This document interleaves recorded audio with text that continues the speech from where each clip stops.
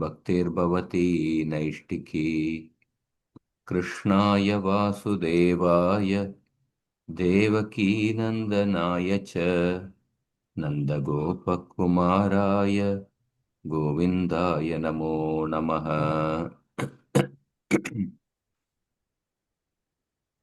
ॐ अज्ञानतिमिरन्दस्य ज्ञानाञ्जनशलाकया चक्षुरोन्मिलितं येन तस्मै श्रीगुरवे नमः। नमो विष्णुपादाय कृष्णपृष्ठाय भूतले श्रीमते भक्तिवेदान्तस्वामिन्निति नामिने। नमस्ते सारस्वती देवे गौरवाणी प्रचारिणे निर्विशेष शून्यवादी पाश्चात्य देशतारिणे। जय श्री कृष्ण चैतन्य प्रभु नित्यानंद श्री अद्वैत गदाधर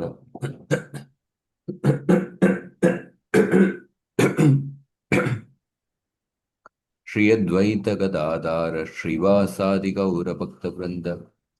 हरे कृष्ण कृष्ण कृष्ण हरे हरे हरे राम हरे राम राम राम हरे हरे। हम्म।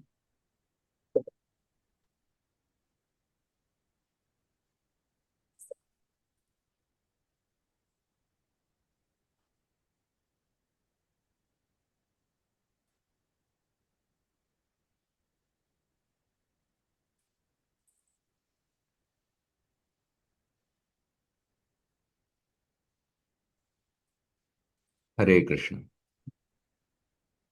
Am I audible? Thank Are you able to hear me? Yes, Prabhu. Okay. So last time, I think it's 2 weeks back, we began the 98th Anucheda. The title of this Anucheda is that the Vedic sound reveals Bhagavan. So the verse which is being discussed, which are being discussed in this particular Anucheda is 10th canto, 87th chapter, first two shlokas. The prayers of the personified Vedas. So there Parishit Maharaj asked a question. ब्रह्मण्यनिर्देश्ये निर्गुणे गुणवृत्तयः कथं चरन्ति श्रुतय साक्षात् सदसतः परे. So Parishit Maharaj asked a question here. Hey Brahman, O Brahmana,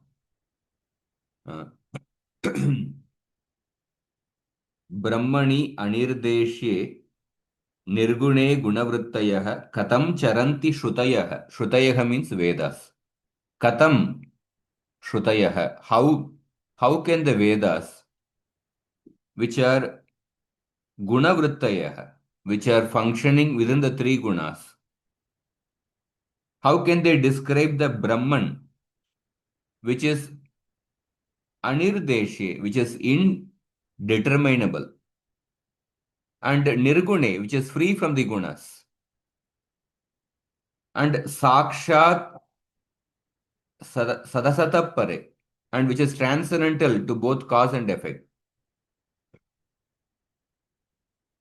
So how can the Vedas, which function within the three gunas, how can they describe the absolute truth which is indeterminable and which is beyond the three gunas and which is beyond all cause and effect? So this is the Parishit Maharaj's question. So the Vedas appear to be functioning within the three gunas. Because Vedas uh, Vedas contain so many karma kanda sacrifices.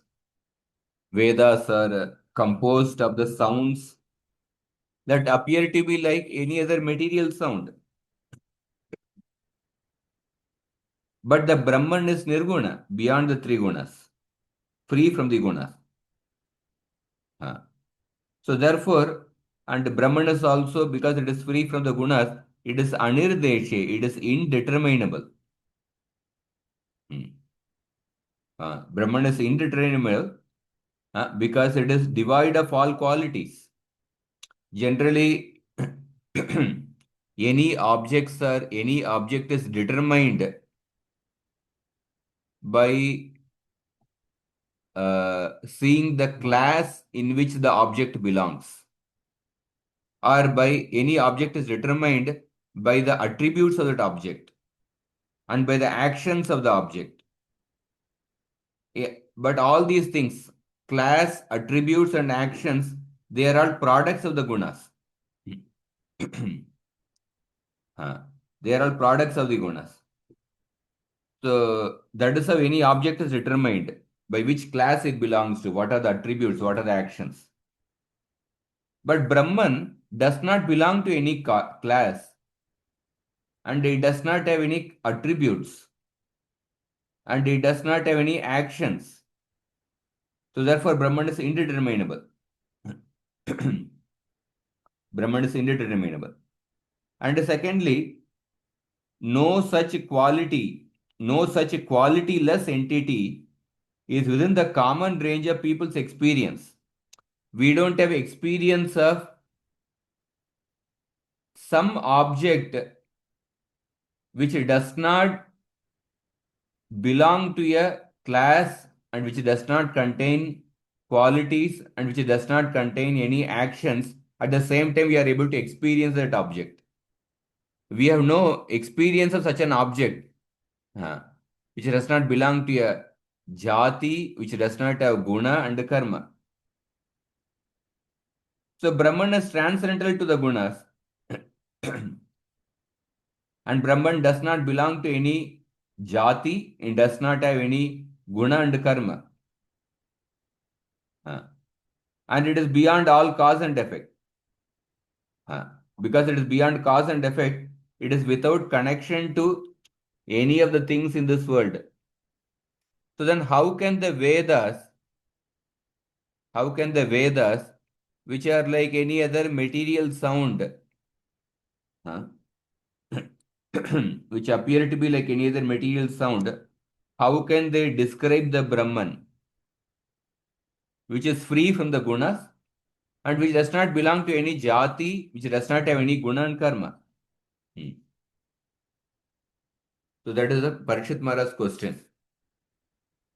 We also further discussed that generally, how do we determine the meaning of a word or a sentence? So the primary way is through the Mukhya Vritti. Through the Mukhya Vritti.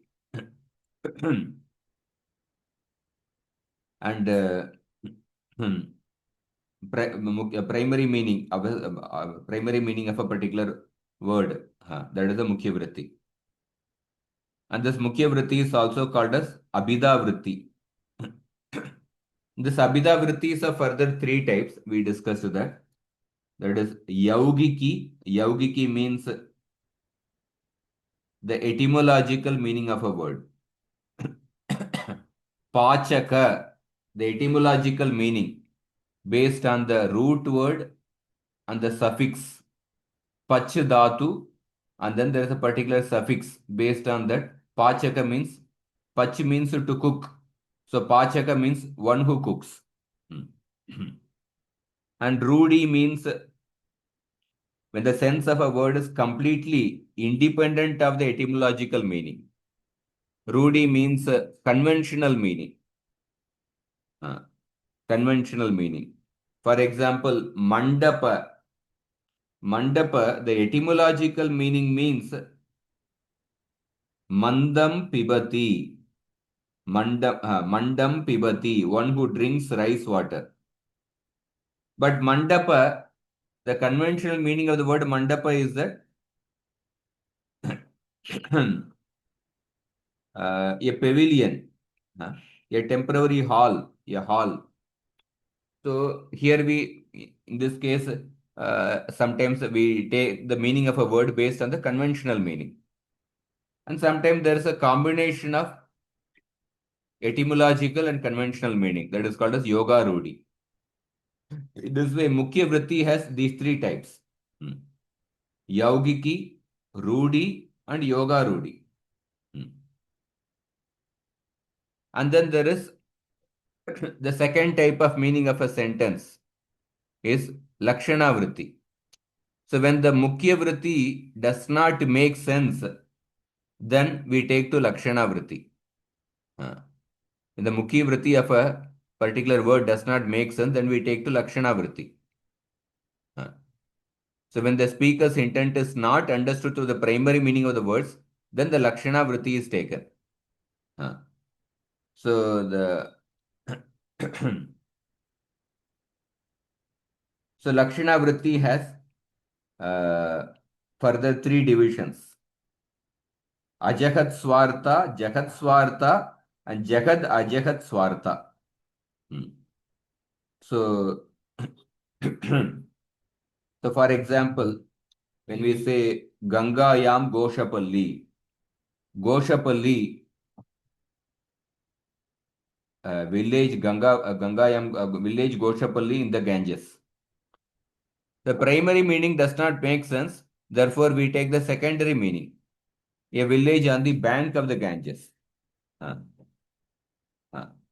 or when we say the spears are coming, Kunta Pravishanti, the spears are entering. It means basically the persons who are carrying the spears, they are entering. It means Kunta Dari Pravishanti. So this is another type. These are all different types of Lakshana Vritti. And then there is Vyanjana Vritti. When the meaning is not understood either through the Mukhya Vritti or through the Lakshana Vritti, then in order to take the meaning of a word, then we take the Vyanjana Vritti, means that is the suggestive meaning, suggested meaning. Especially in the kavyas, Vyanjana Vrittis are used in the many kavyas. So Vyanjana Vritti is little most difficult to comprehend. Especially in the Bhagavatam 10th canto, many kavyas, the Vyanjana Vritti is used. For example, Simho Devadattaha.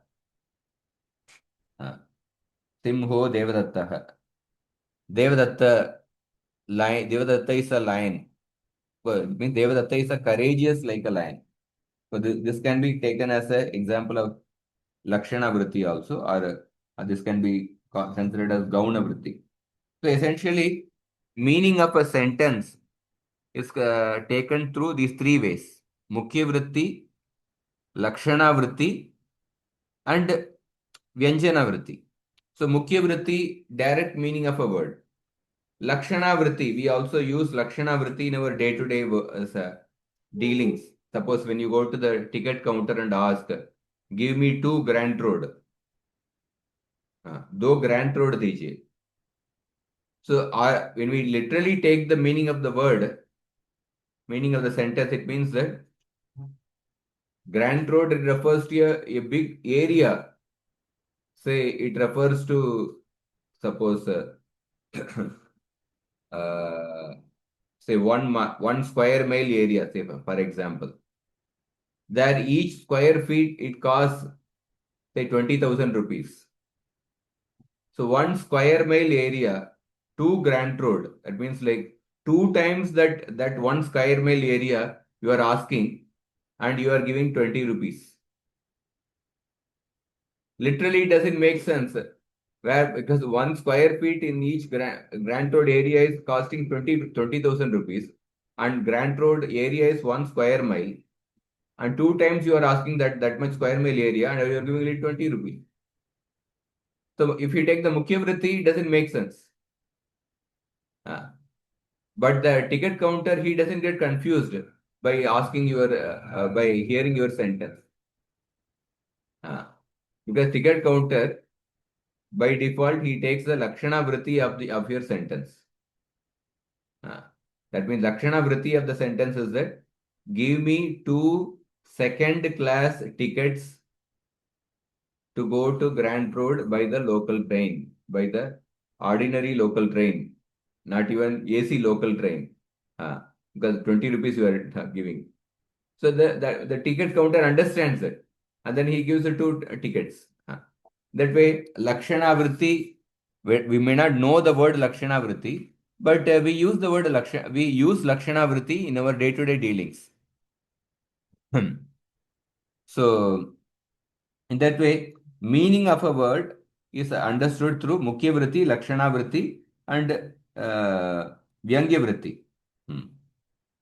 So the point here is that so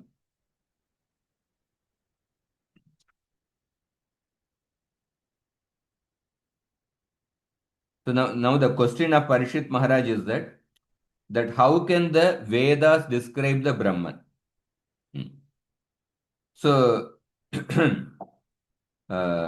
ultimately all types of meaning of any particular word can fit into the classification of Dravya, Jati, Guna and Kriya. Any meaning, when you are talking about any meaning, that meaning will either come in the category of a Dravya or a Jati or a Guna or a Kriya. So since when this world is material, and so the various meanings of the objects in this world, which either belong to Dravya, Jati, Guna and Kriya. But Brahman, it does not belong to any Dravya. Brahman does not belong to any Jati. It does not have any Guna and Kriya. And these 4 categories, Dravya, Jati, Guna and Kriya, they are products of the all the objects which belong to Dravya, Jati, Guna and Kriya, they are products of the 3 gunas of nature. So how can the Vedas contain many words, and the word is also material, and the meanings of the words are also belong to Dravya, Jati, Guna and Kriya. So how can the Vedas describe the Brahman which is beyond the 3 gunas? And therefore it is indeterminable because it does not belong to Dravya, Jati, Guna and Kriya. And if the words of the Vedas cannot describe Brahman, then how can they approach Bhagavan, who is even beyond Brahman? Who is even beyond Brahman? If Brahman cannot be described in the words, then Brahman becomes apadartha. That means then it becomes an apadartha. It means that a meaningless combination of words like the rabbit horn. If Brahman cannot be described in the words, if the Brahman cannot be described in the words, then Brahman becomes like a padartha. That means some non-existent entity, like a horn of a rabbit. But in the 86th chapter, it was mentioned that Krishna instructed his devotees, Shrutadev and Bakulashva, in knowledge of the absolute truth, how to attain the Bhagavan. That means it is possible that it is the process of attaining the Bhagavan can be described using the words. Can be described using the words. But the words generally deal with Dravya, Jati, Guna and Karma. And Brahman does not belong to any of these things. And Bhagavan is even, then how can the words describe the Brahman? Then what to speak of words describing the Bhagavan, which is even beyond the Brahman? So therefore, this is the question of Parishit Maharaj. So we discussed this question in detail the last class. Just a recap of that. You can go through this Now we'll go through the second part. Shukdev Goswami's answer. So this 87th chapter, first shloka and second shloka, these two shlokas combined, these two shlokas are called as the Brahma Upanishad. Parishit Maharaj's question and Shukdev Goswami's answer. So are you able to understand? Hare Krishna. Yes, Prabhu, I can understand, Prabhu. Okay. So we'll go to Parishit Maharaj, Shukdev Goswami's answer.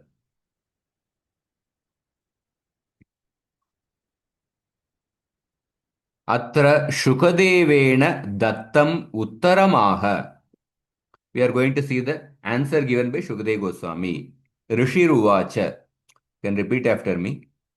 Buddhindriyamana pranan. Hare Krishna, Prabhu, I could not get the first words of the shloka. Can you repeat again? Buddhindriyamana pranan. Buddhendriya mana pranan Jananamasrujat prabhu. jananam asrujat Prabhu Matrartam cha bhavartam cha. matrartham cha bhavartham cha Atmane kalpanaya cha. atmane kalpanaya cha. So Shukdev Goswami is giving answer to Parishit Maharaj's question in this shloka. So Asrjat Prabhuhu. Prabhuhu means the Supreme Lord. Asrjat means created. That is the verb in the shloka. The Lord created. What did he create? Buddhindriya Manapranan. He created the intelligence, Indriya, the senses, mind, and the vital force of the living beings. For what purpose? Buddhindriya Manapranan Jananam Asrujat Prabhu. Janana means for all the living entities of the living beings. For what purpose? Four purposes are mentioned. Matrartam cha, bhavartam cha, atmane kalpanaya cha. Matrartam, for the purpose of apprehending the sense objects. Bhavartam, for taking birth. Atmane, for providing a range of experience for the Atma. Akalpanaya, for transcending the act of filtering experience through the screen of prior assumptions. Of course, it's a simple words. Akalpanaya means for the purpose of liberation. For transcending the act of filtering experience through the screen of prior assumptions. So, the Lord created the Buddhi, Indriya, Mana, and the vital force of the living entities for four purposes. Matrartham, Bhavartham, Atmane, Akalpanaya. So one may wonder, how is this verse answering the question of Parishit Maharaj? This one verse itself is an answer to Parishit Maharaj's question. It is not that Shukdev Goswami, he begins with this shloka and then he answers, he gives the complete answer after certain shlokas. No, this one word, this one shloka itself is an answer to Parishit Maharaj's question. What is Parishit Maharaj's question? How can the words of the Vedas, which are in three guna, which are within the three gunas, how can they describe the Brahman, which is beyond the three gunas and which is indeterminable and which is beyond all cause and effect? This is Parishit Maharaj's question. But Shukdev Goswami is giving an answer which appears to be unrelated to Parishit Maharaj's question. Shukdev Goswami is saying that the Lord created the mind, intelligence, senses, and the vital force of the living entities for the purpose of sense gratification, Apprehending the senses. For taking birth, for for providing a range of experience for the self, and for liberation.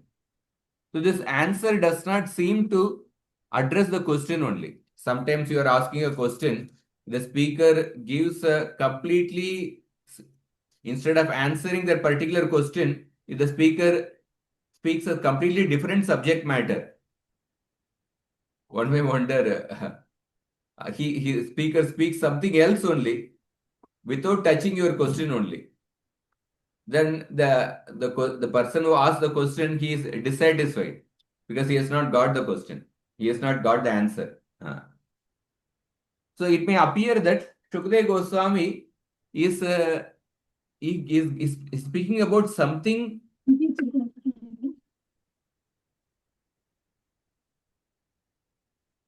It appears that Shukdev Goswami is speaking something different only. And he's not answering the question of Parishit Maharaj. But we will see that how this question, how this verse is the answer of Parishit Maharaj. Suppose somebody is asking a question. Where are you going? And suppose you are asking your friend, where are you going? And the friend is answering that, yesterday my mother made nice rabadi. Then how do you feel with this answer actually? You are asking, where are you going? And he is saying that, yesterday my mother made nice rabadi.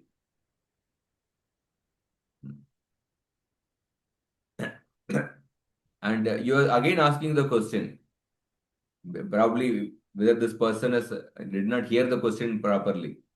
Where are you going?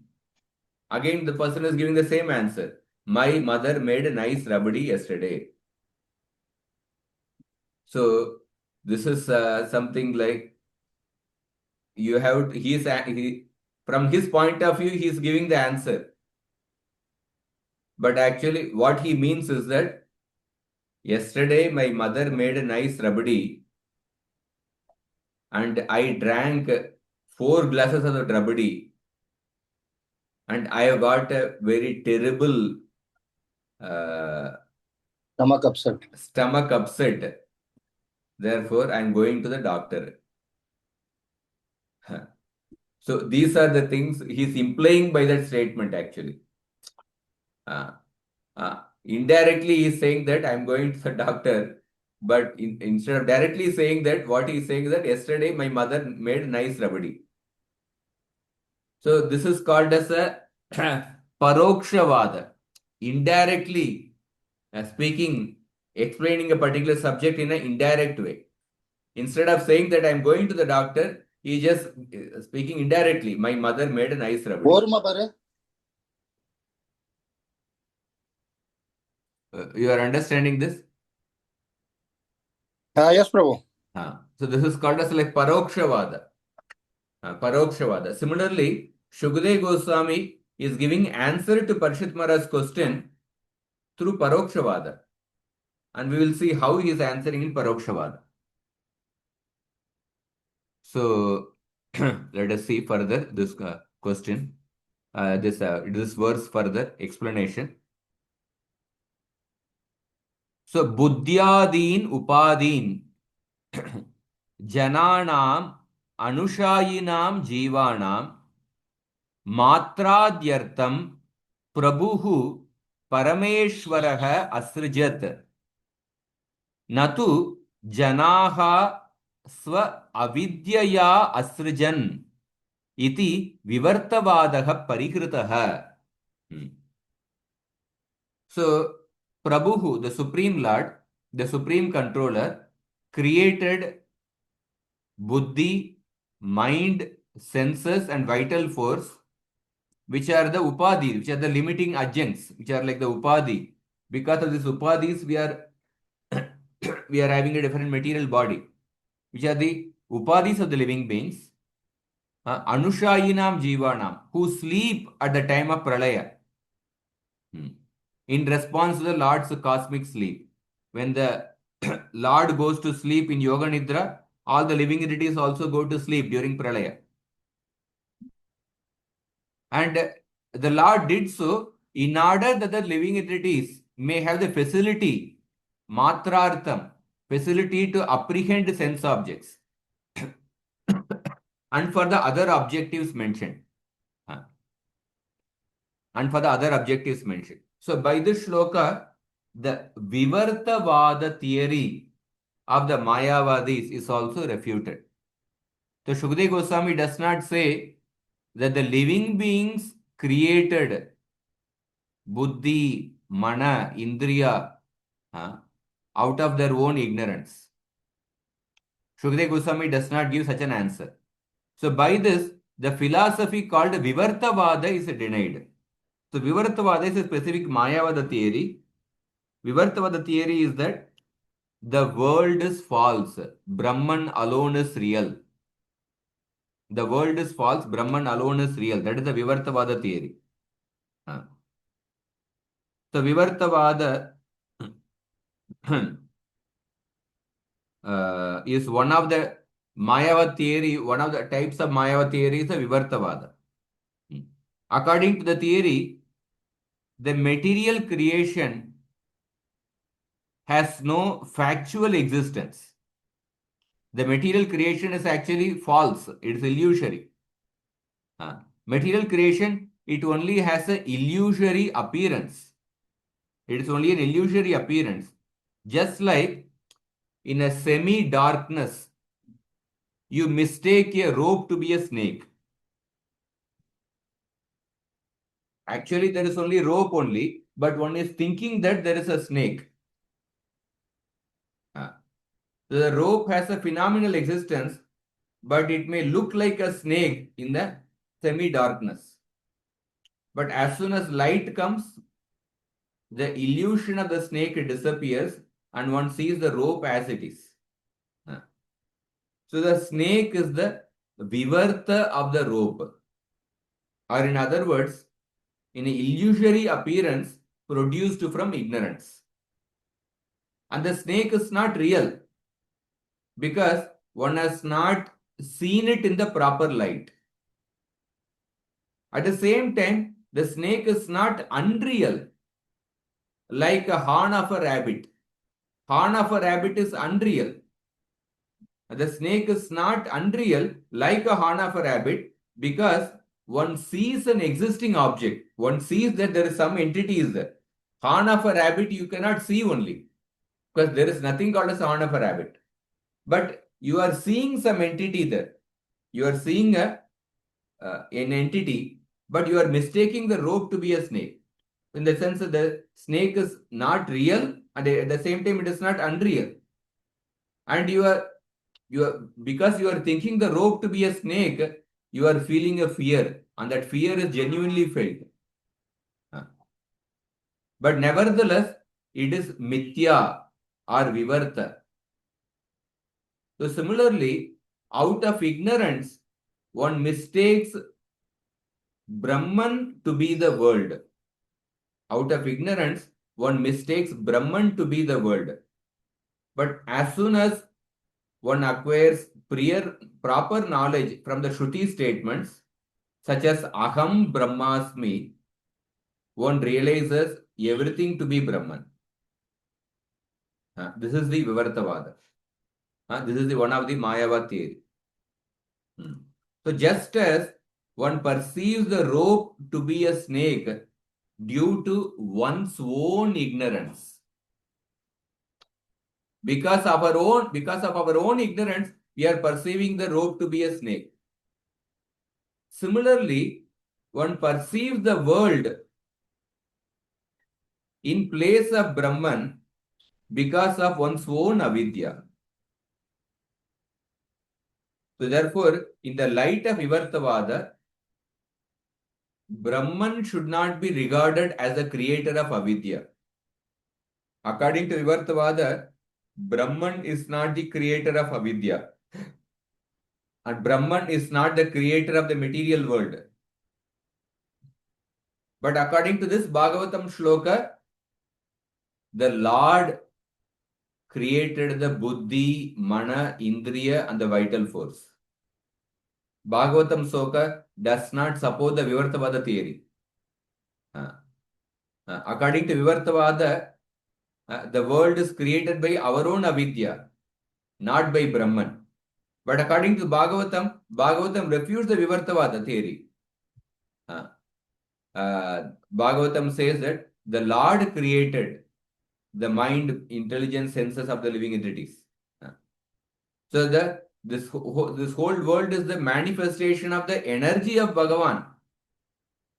So this refutes the concept of Vivartavada. And this Vivartavada is also refuted in the Vedanta Sutra. I'm reading from the commentary only. You can go through the commentary to revise what I am speaking. The Vedanta Sutra 1.4.26. Atma Krite Parinamat. Brahman is both the material cause as well as the efficient cause of the cosmos. Because he is the agent and because it is his energy that is modified into the cosmos. So the material world is composed of the energy of Bhagavan. Bhumi rapo nalo vayu kammano buddhi revacha akankaram itiyam me binna prakriti rashtada. This world consists of earth, water, fire, air, ether, mind, intelligence, and ego. It is the external energy of the Lord. And the living entities are also energies of the Supreme Lord. Apareyam idastvanyam prakritim viddhime param. So, in this shloka, the Vivartavada theory of the Mayavadis is refuted. That is what Vivartavadaha Parikritaha. And then further, Jiva Goswami is explaining the shloka. Matrartam cha bhavartam cha atmane akalpanaya cha. So, 4 purposes. The Lord created the mind, intelligence, senses, and vital force of the living entities for 4 purposes.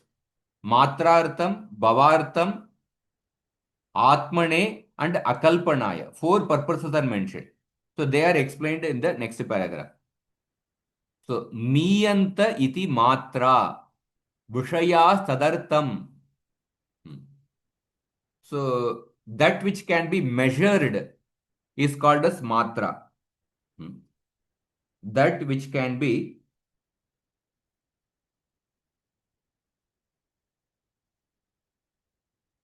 whatever can be measured is called matra. That means the sense objects. So Vishaya Sadartha means the apprehension of the sense objects. Matra refers to sense objects. Anything that can be measured, miyante, that is called as matra. So matra artha means for the purpose of apprehending the sense objects. That is matra artha. The apprehension of the sense objects is one of the purposes for which the intelligence, mind, senses are created. And bhavartham. Bhavartham, bhavo janma lakshanam karma tat prabhriti karma karanartham ityartah. So bhavartham means bhava refers to action that leads to birth. Action that leads to birth. Or bhava refers to action that proceeds from birth. So therefore, bhavartha means for the purpose of engaging in action related to birth. For the purpose of engaging in action related to birth. That is bhavartha.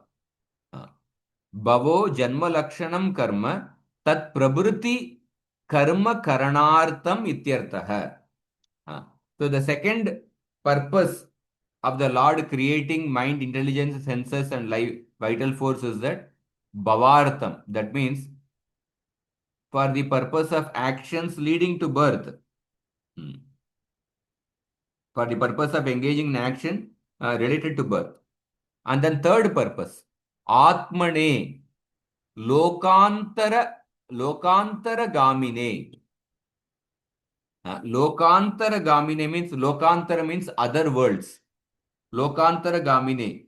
That means a jivatma who travels to different locus, different planets in this world. So atmanas tattal loka bhogaya ityartah. That means the third purpose, atmane, means for the purpose of facilitating the jivatma to travel to different planets in this material cosmos. Because the jivatma wants to experience sense gratification in different planets, in different locus. So for that purpose, basically, so that the individual living entity can experience the full range of material realm and the phenomena. This is the third purpose. And then akalpanaya. Akalpanaya, the akara is actually elided because of the sandhi rule. In the shloka, we see the a is not there. In place of a, there's a avagraha symbol is there. You see, this is called as a avagraha symbol. So when the akara is elided because of sandhi rule, in place of akara, this avagraha symbol comes. So when you do the sandhi vicheda, the actual word is akalpanaya. So akalpanaya means what? Akalpanaya means kalpana nivrittaye muktaye ityartah. So akalpanaya basically means for the purpose of liberation of the living entity. Kalpana nivrittaye athava muktaye ityartah.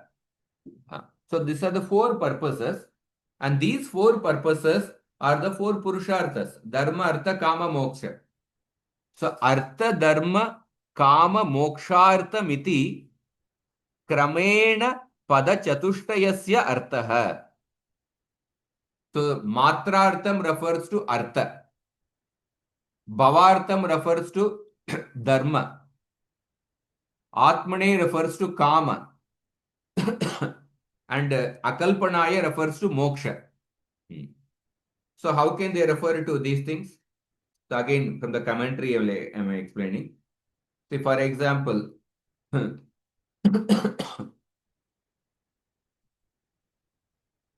matra means for the purpose of apprehending the sense objects. So that is related to the pursuit of prosperity, that is artha. Yeah, for the purpose of apprehending the sense objects, that is why why does a person earn wealth? In order to get sense objects. In order to buy different sense objects, a person accumulates wealth. So matrartham, it refers to the purushartha artha. So bhavartham, bhava means birth, as well as all actions proceeding from and leading to birth. All actions leading to birth, all actions proceeding from birth. And this is related to dharma.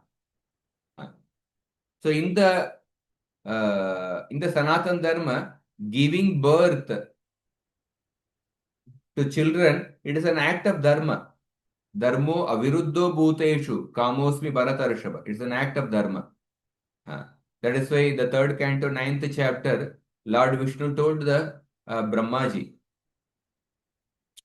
There's a verse which comes that Nana karma vitanena prajabrahvis sisrukshatah.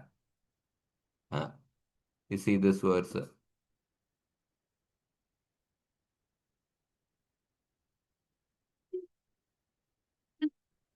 Nana karma vitanena prajabrahvis sisrukshatah. Natma vasidat yasmimste varshiyan madanugrahah. Since you desire to increase the population innumerably and expand your varieties of service, you shall never be aggrieved in this matter, because my causeless mercy upon you will always increase for all time. So, since you desire to increase the population, which is considered an act of dharma, my mercy upon you will increase upon you. So, bhavartham, birth as well as actions proceeding from birth and leading to birth is related to dharma, or the moral responsibility that embodied life entails. And the Atmane refers to for giving opportunity to the living entity to have all varieties of experience in the different planets in this world. This is nothing but karma. The range of experience available to the self. It refers to karma or enjoyment in the earthly and the heavenly spheres. That is related to karma. And the last is the akalpanaya, refers to the fourth purushartha, that is moksha or mukti. So kalpana means the mental construction of assumed or apparent realities. So basically it refers to the filtering or interpreting of reality in accordance with one's own self-identity, in accordance with one's own identification, and in accordance with one's own belief, a person interprets the reality. That is kalpana. Akalpana is opposite to that. So until consciousness is fully attuned to the real, every act of perception involves various degrees of kalpana or filtering experience through the individual belief system. So what is understood is not reality in itself, but the apparent or consensual reality that which is based on one's dehabhimana. So akalpana means freedom from all mental interpretations, freedom from all the assumptions, freedom from all the illusions, to see the reality as it is. And this akalpana refers to moksha.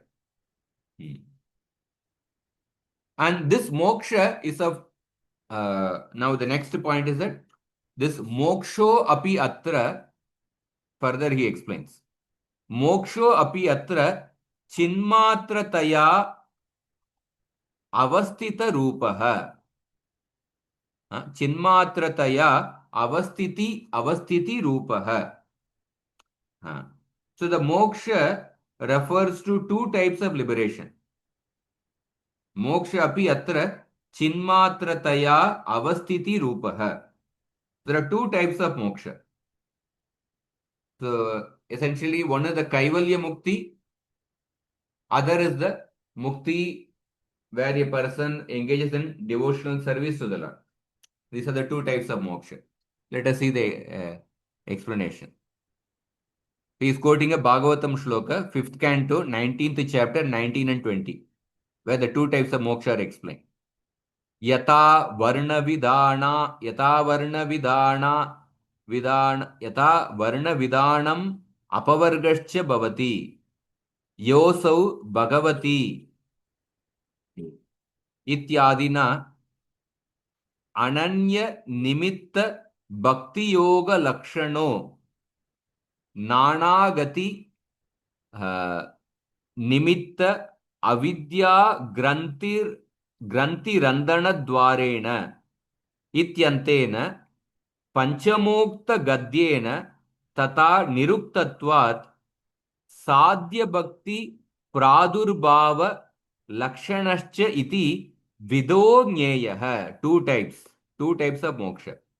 उभयत्रापि कल्पना रूप avidyaya nivrittehe. In both types of moksha, kalpana rupa avidyaya nivrittehe. One is liberated from the avidya. One is liberated from the kalpana, which is arising from avidya. I'll read the translation.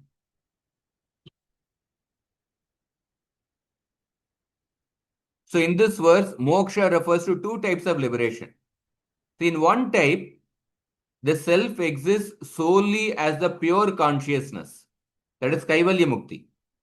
Whereas the second type of moksha gives rise to Sadhya Bhakti. That is Krishna Prema. So these two types of liberation have been successively described in the text of the fifth canto, 5.19.19 and 20. The first is that by offering the fruits of their actions performed according to their varnashram, they attain liberation. This is the first type of mukti. And then the next shloka. After cutting asunder the knot of ignorance, which gives rise to various births, he attains liberation as the yoga of pure devotional service. So, performing pure devotional service is actually another liberation. Brahmabhuta prasannatma na shauchati na kankshati samas sarveshu bhuteshu madbhaktim labate param. So, in both cases, ignorance in the form of mentally constructing an assumed or apparent reality is dispelled in both types of liberation. In Kaivalya Mukti also, the ignorance is destroyed, and in attaining Krishna Prema also, the ignorance is destroyed. Further, he says, Etaduktam bhavati. Etaduktam bhavati. Yasmat swayam ishwaras tattadartam. So far, is it clear? Yes, Prabhu, except for the how the kama, the liberation moksha is compared to the kalpana. That's anyway you can explain later, Prabhu. That So liberation means akalpanaya. So akalpana is opposite to kalpana. So kalpana means imagination. So because of different dehabhimana, because of different identities related to the body and mind, we assume different things in this world, or we interpret different things in this world. We are having illusory or wrong understanding of different things because of different identities. That is kalpana. And akalpana means perceiving the reality as it is, getting liberated from all these wrong identification because of our upadhis. That is akalpana. So that liberation is of two types. One is Kaivalya Mukti, and then another is that attaining Krishna Prema. And those two types of liberation are described in two successive shlokas, 5.19.19 and 20. Then further he says, Etaduktam bhavati yasmat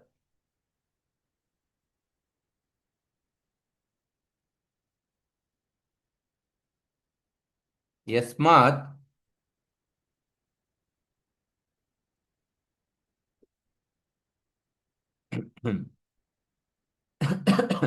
स्वयं ईश्वरस् तत्तदर्थं तत्सत् साधकत्वेन दृश्यमानानां जीवानां बुद्ध्यादीन् सृष्टवान् तस्मात् तत्तत् संपादन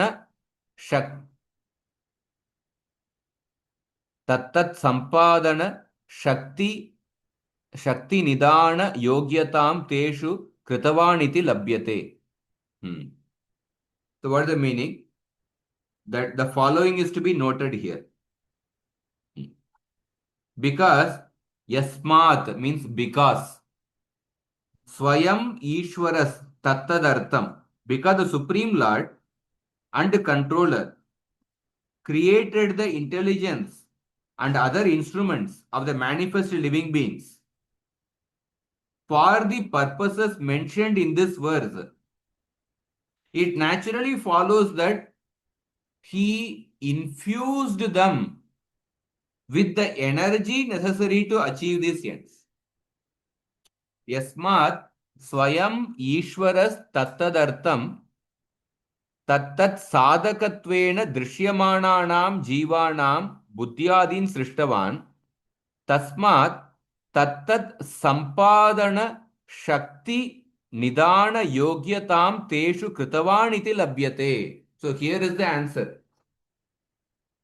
When the bird says that the Supreme Lord created buddhi, indriya, mind, and the vital force of the living entities for these four purposes: matrartham, bhavartham, atmani, akalpanaya. So it means that the Lord infused them, infused the buddhi, mind, infused them means what? Infused the buddhi, mind, senses, and the vital force with the energy necessary to achieve those ends. With the energy necessary to achieve the ends of dharma, artha, kama, and moksha. So then he says, Tatra त्रिवर्ग संपादिकाः शक्तयः कल्पनात्मिका माया वृत्य विद्याशक्तिरे शक्तेरंशाः बहिर्मुख कर्मात्मकत्वात् स्वरूप अन्यताभाव संसारित्व हेतुत्वाच्च. So of the, like we mentioned, Lord created these things for so that the living entity can pursue dharma, artha, kama, moksha.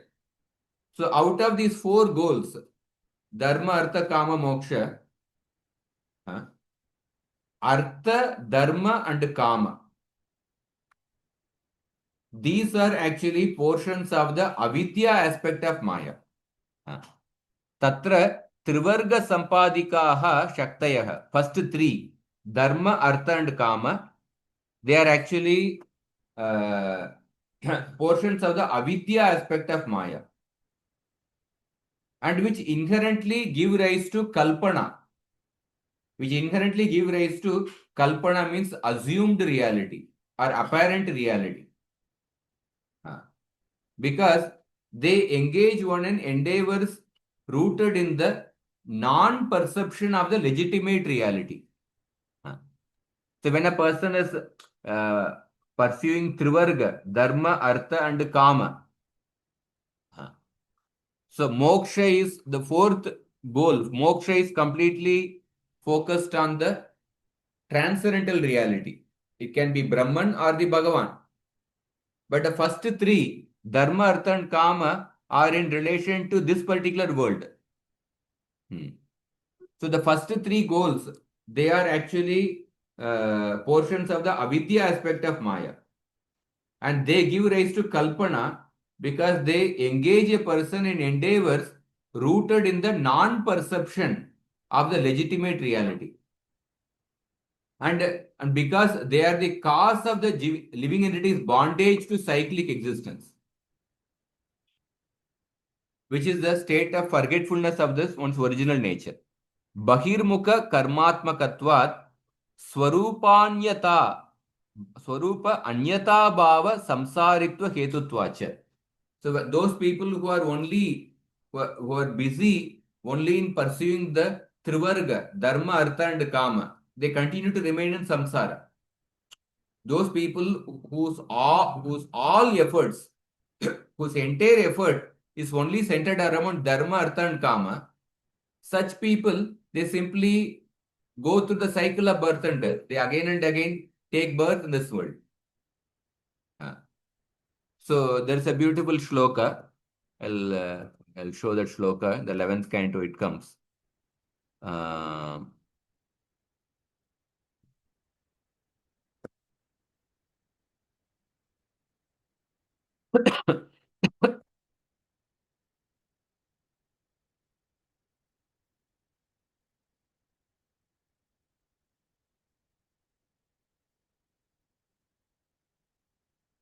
11.5.16. ये कैवल्यमसंप्राप्ता ये चातीताश्च मूढताम् त्रैवर्गिका अक्षणिका आत्मानं गातयन्ति ते. So you see the meaning. Ye kaivalyam asamprapta. Those people who have not achieved the knowledge of the absolute truth. Ye kaivalyam. Not kaivalyam here means knowledge of the absolute truth. Asamprapta. They were not achieved. And yecha Atitascha Mudatam. At the same time, they are not in gross tamoguna, who are still beyond the darkness of complete existence. They are not in the tamoguna. They are beyond the darkness of complete ignorance. That means pious people, there are many pious people, they are not interested in, they may not be interested in the absolute truth, but they follow dharma, artha, and kama. Such people generally follow the threefold path of pious material life, namely dharma, artha, and kama. If you ask them, can you come for the Bhagavatam satsang? So they say, but we have, I don't have time. We have to do this. They may give some pious reason. There are some people who say, when you come for Bhagavatam satsang, no, we want to go for a movie, or I want to go for some party, sense gratification. So some people give that kind of reason for not coming for Bhagavatam satsang. There are other people, they are pious people. They are not going to some sinful activities, but still they don't come for Bhagavatam satsang because they are just busy in their dharma, artha, and kama. Because we have to do this yajna ritual in our this one. We are busy with this particular ritual, or we have to do this Kuladeva Puja, which goes for so many hours, so many years, or something like that. They give some pious reason, and they don't come for Bhagavatam satsang. So such people, akshanika, not having time to reflect on any higher purpose, they become the killers of their own soul. So those people who are simply absorbed in dharma, artha, and kama. So, so, so out of these four goals, dharma, artha, and kama, they are related with the avidya aspect of maya, and they give rise to only kalpana because they engage a person in endeavors rooted in non-perception of the legitimate reality. And those living entities who are absorbed in dharma, artha, and kama, they continue to remain bound in the material world, forgetting their original swarupa. And then apara, the other energy, moksha sampadika shaktir akalpana rupa, shakti hi akalpana rupa chichaktereva amshaha. So the other energy which facilitates moksha is exclusively the part of the Chit Shakti of the Supreme Lord. The other energy which facilitates moksha is exclusively the part of the conscious potency, Chit Shakti.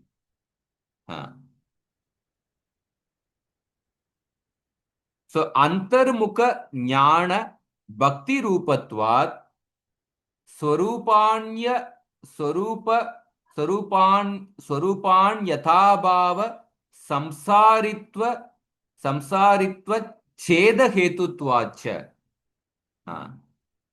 Samsaritva Cheda Hetutvacha.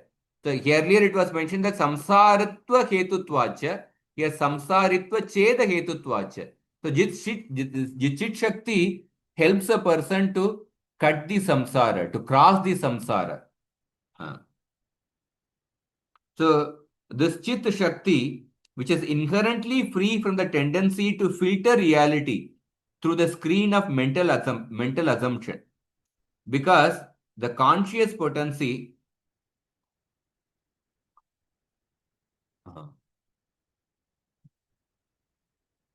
so the other energy which facilitates liberation is exclusively the part of the conscious potency, Chit Shakti, which is inherently free from the tendency to filter reality through the screen of mental assumption. That is Kalpana. This is so because the conscious potency bestows awareness of the reality in the form of transcendental devotion. And because it is the cause of ending the bondage that results from forgetfulness of one's original nature.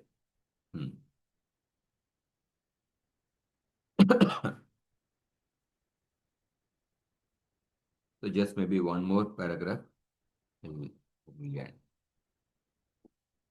So then, evam cha, evam cha, yavat jivanam bhagavat bahirmukata tavat.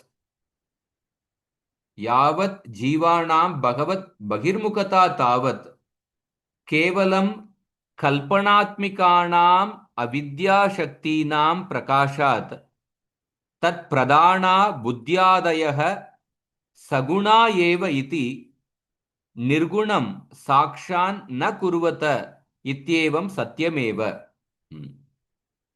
So Bhagavat Bahirmukhata, as long as, when however, in this way, as long as the living beings exist in the state of Bhagavat Bahirmukhata, in this way, as long as the living beings exist in a state of non-awareness of Bhagavan,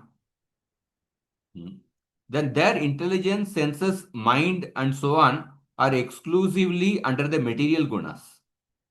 Kevalam kalpanatmikanam avidya shaktinam prakasha. As such, the intelligence and so on function as the primary instruments of ignorance because they are illumined only by the energy of ignorance, which is of the nature of apparent or assumed reality. In this state, therefore, they cannot directly apprehend anything that is beyond the gunas. Buddhyadeha saguna eva iti nirgunam sakshat na kurvate, which is to say, they cannot function directly in respect to that which is nirguna. This is undoubtedly true.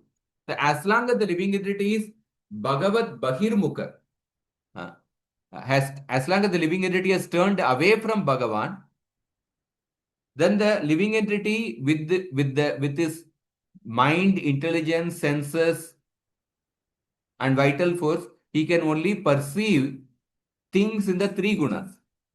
He can only perceive objects which are made of three gunas. He cannot perceive the nirguna reality.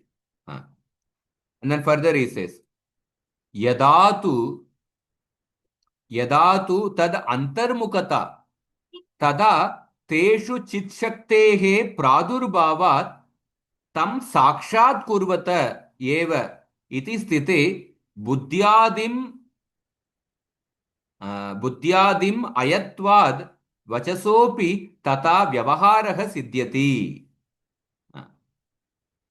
So, however, when a living entity becomes unmukha towards Bhagavan, when a living entity becomes favorable towards Bhagavan, when, however, the awareness is attuned to Bhagavan, then the Chit Shakti becomes manifest in the intelligence and so on. At that time, they most certainly do function directly in response to that which is Nirguna. And this being so, it can be concluded that words too, which are a product of intelligence and such, also have the functionality in regard to transcendental reality. So when the words are infused with the Chit Shakti, the same words can describe the transcendental Nirguna reality. When the words are infused with the Avidya Shakti, the words can only describe the reality in the three gunas. Just like when the living entity is Bahirmukha towards Bhagavan, is living in forgetfulness of Bhagavan, then with his mind, intelligence, and senses, he can only perceive the objects within the three gunas. But when the living entity has developed a devotion to Bhagavan, when his awareness is attuned to Bhagavan, then the Chit Shakti descends in that living entity, becomes manifest in his intelligence, becomes manifest in his mind, senses. So then he can perceive the Nirguna reality. And this is explained by Rupa Goswami by quoting a shloka, very famous shloka. Ata Shri Krishna Namadi na bhaved grahyam indriyaihi sevon mukehi jihvado swayam eva spuratyadaha. The name, form, qualities, and pastimes of Krishna, they are transcendental. They cannot be perceived with our material senses. But when the living entity develops a service attitude towards Krishna, then with the same mind, intelligence, and senses, one can perceive, one can actually, um, uh, then one can perceive the transcendental nature of Krishna's qualities, pastimes, etc. So the key is the service attitude. When a living entity develops a service attitude, then the Chit Shakti of the Supreme Lord descends upon that living entity, descends upon the living entity's mind, intelligence, and senses. Then with the Chit Shakti descends with the spiritualized mind, intelligence, and senses, he can perceive the Supreme Lord, who is beyond the three gunas. So he is quoting a Bhagavatam shloka. The identical conclusion is also given at the end of the chapter of the same 87th chapter of the Bhagavatam.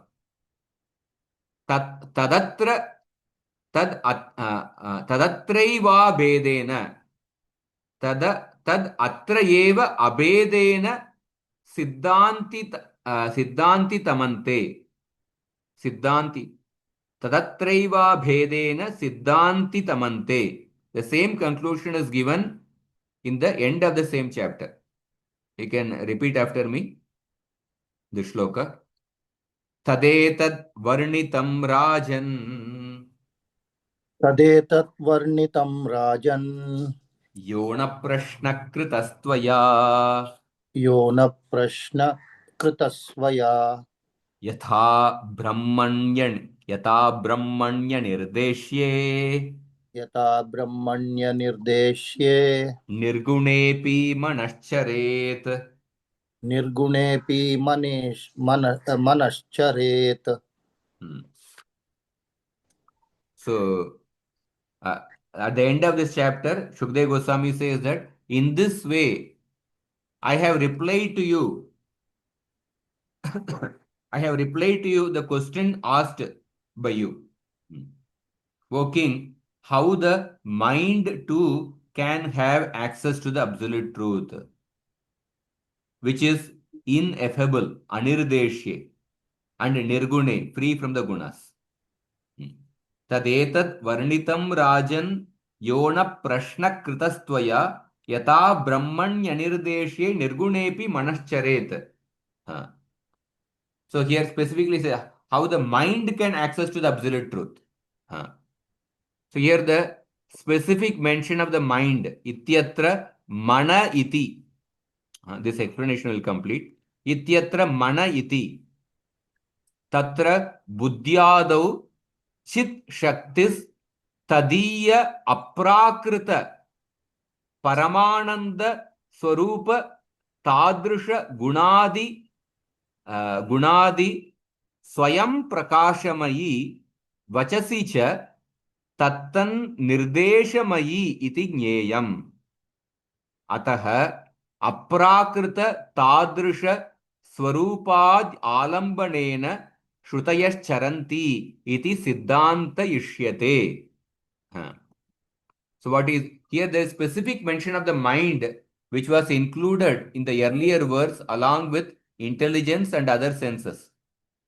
So the internal potency, Chit Shakti, becomes self-manifest in the intelligence, mind, senses, and life force, and so on, pervading them from within, where it reveals the transcendental, supremely blissful reality, blissful nature, where it reveals the transcendental, supremely blissful nature, qualities, and so on of the Supreme Lord. So too, the Chit Shakti becomes self-manifest in the words. Just like the Chit Shakti becomes self-manifest in the mind, intelligence, and senses, similarly, the Chit Shakti becomes a self-manifest in the words, which renders them capable of describing that supreme reality. This is the understanding. Therefore, it will be concluded that the Shruti defines the transcendental nature, qualities, and so forth of the Supreme Lord.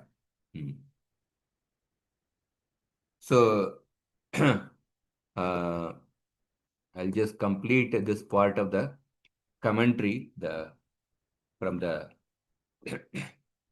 Millian. So the commentary we completed till. So naturally, one may doubt.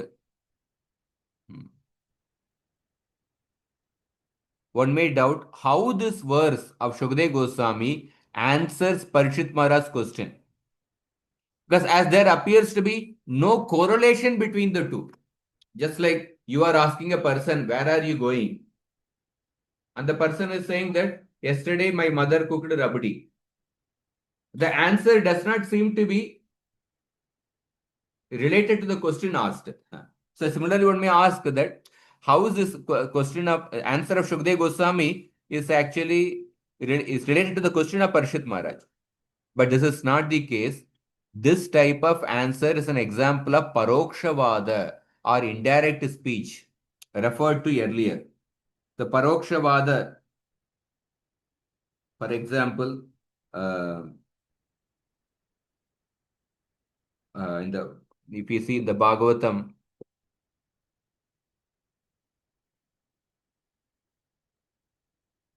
Veda Brahmatma Vishayas Trikanda Vishaya ime Parokshavada Rishaya Paroksham Amacha Priyam.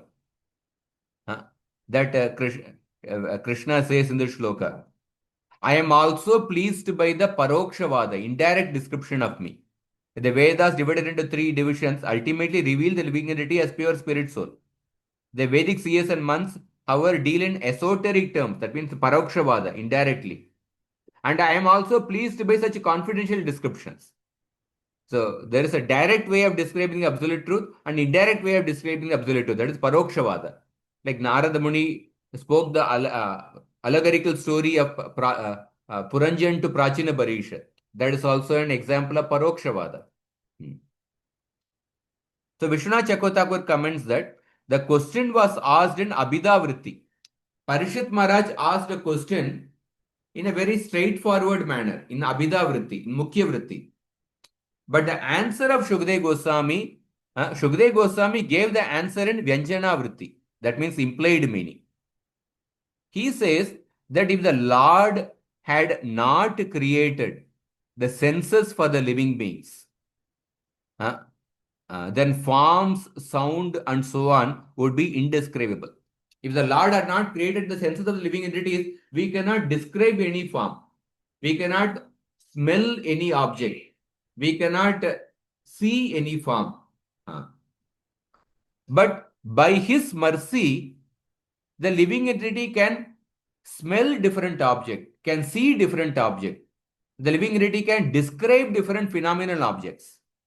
Just like the living entity can describe different phenomenal material object by the mercy of the Supreme Lord. Similarly, by the mercy of the Supreme Lord, the Vedas can describe the Brahman, which appears to be indescribable. When one is in the conditioned state, one's senses, mind, intelligence, and vital force function only in regard to the material energy under the influence of the gunas. And hence, they can apprehend only material objects. But when a person shifts the contact of awareness from that of being a separated self in an alienated world to that of being an eternal conscious part of an integrated whole. It may appear a little complicated, but means when a person gets out of the bodily conception and when a person becomes situated in one's Swarupa as part and parcel of the supreme absolute truth, then devotion to Bhagavan is embraced as an inherent expression of that real eternal relation. And from this attunement or receptivity to Bhagavan through devotion, to the conscious potency of Bhagavan self-manifests. The Chit Shakti, the Swarupa Shakti of the Supreme Lord self-manifests on that living entity. And the Swarupa Shakti of the Supreme Lord, it pervades the mind, senses, etc. of the living entity. then with the same set of transmuted instruments, one can apprehend the transcendental reality. And Rupa Goswami confirmed this in the following way. That is the shloka which I quoted. Atashri Krishna Namadi Nabhaved Grahyam Indriye Sevo Mukevi Jihvado Swayam Eva Spuratyadaha. So, with this, I will end here.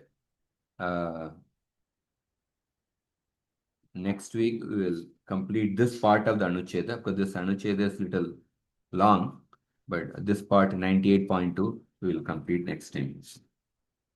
And if possible, we will go to the next talk. If you have any questions, any part doubts, you can. Prabhuji, what is the connection between the Shruti and the Chit Shakti? Is it part of the Chit Shakti, Shruti? Shruti means Vedas. Chit Shakti is the spiritual energy of the Supreme Lord, the internal energy of the Supreme Lord. So the question is that how can the Vedas describe the Vedas, which consists of words, and the words are within the three gunas? How can the Vedas, which contain words which are within the three gunas, describe the Brahman, which is beyond the three gunas? That is the question. So the answer is that just like the Lord by his mercy,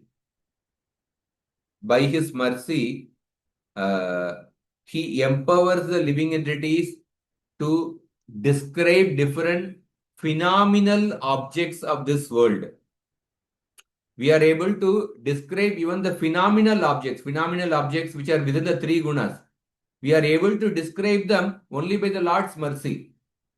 Because if the Lord had not created the buddhi, indriya, mind, and the vital force, no living entity can perceive or describe even the phenomenal objects of this world. When that is possible only by the Lord's mercy. Just like we are able to describe the different phenomenal objects of this world by the Lord's mercy, similarly, by the same Lord's mercy, through his Chit Shakti, that is Swarupa Shakti, the living entity can describe the transcendental form of the Supreme Lord. The living entity can perceive the transcendental form of the Supreme Lord. He can describe the transcendental aspects of the Absolute Truth. By the mercy of the Supreme Lord.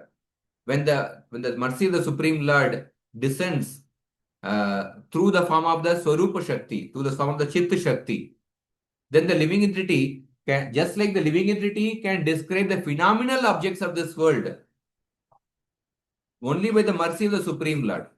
Because the Lord had not created mind, intelligence, and senses. We cannot perceive even any object of this world. It is possible only by the Lord's mercy. Similarly, by the Lord's mercy, who bestows his mercy through his Chit Shakti. When does the Chit Shakti manifest in the living entity? When the living entity develops devotion to Bhagavan. Sevon Mukehi. That is the key word. When the living entity develops devotion to Bhagavan, then the Chit Shakti descends upon the living entity. Then the living entity can perceive the spiritual form, qualities, and pastimes of the Supreme Lord, and he can perceive, he can describe even that Brahman who is beyond the three gunas. That is the sum and substance of the answer. So Shruti means Vedas. Chitta Shakti is the energy of the Supreme Lord. Are you understanding? Yes, Prabhu. I was thinking the Vedas are part of the Chit Shakti, but I understand now that Chit Shakti is different than it's more different than the Chitta, Vedas. Chitta Shakti is the energy of the Supreme Lord. Of course, the Vedas emanate from the breathing of the Supreme Lord.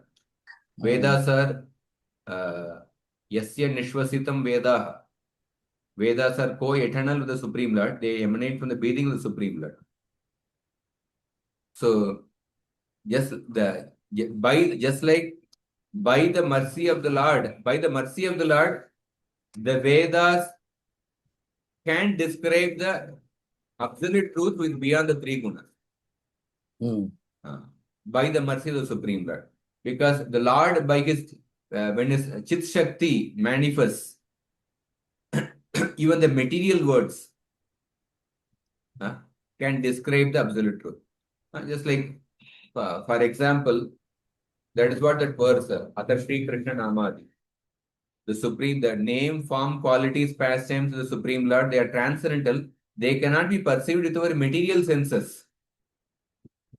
But at the same time, when a person is endowed with a service attitude, then the Lord's spiritual potency descends. His Parupa Shakti descends.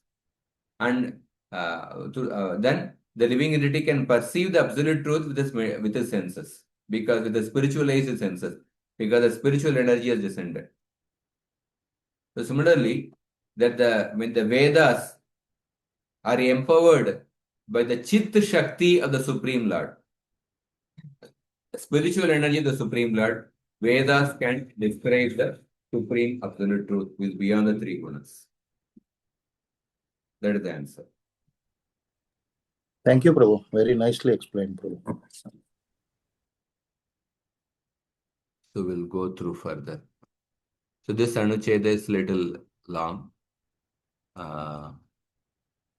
We are almost coming towards the end.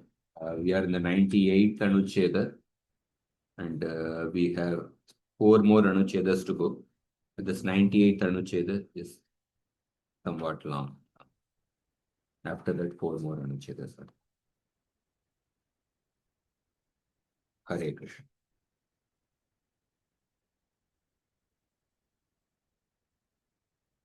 Rantara Srimad Bhagavatam ki jai, Shri Prabhupada ki jai, Jai. Bhagavan ki jai.